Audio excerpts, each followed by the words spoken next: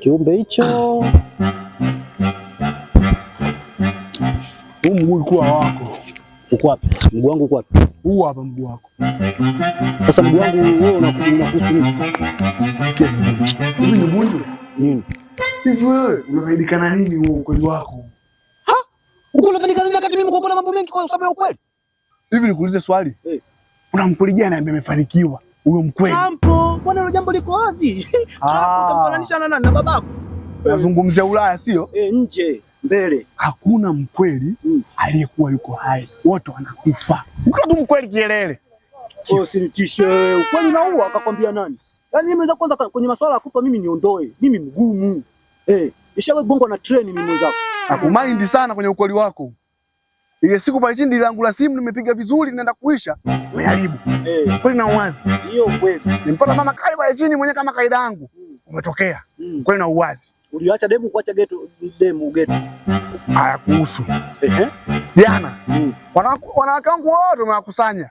Unawaleta geto. Umeshasema wanawake wako, si wanawake zako. Mimi nimeongea ukweli, shida iko wapi hapo? Yaani hapo ngoja nikwambie ndugu yangu, kama hujui. Kwenye nyeupe weka nyeupe, kwenye nyeusi weka nyeusi. Kwani shida iko wapi hapo? Nyugunju. Huo sio ukweli. Huo ni umbea. Umbea lakini wa ukweli. Sasa ndo wanakufa wenzio wenye umbea huo. Kwani ushawahi kumuona mbea anani anasema uongo? Nyugunju. Sikia nikwambie, tumalize. Finga. Finga. Tunapinga, kuna shida gani?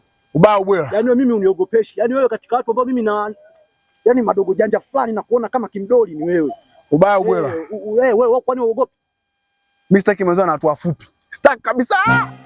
Watu wa umu sitaki mazoea. Unaanza dharau. Wafupi tumefanya nini? Kata.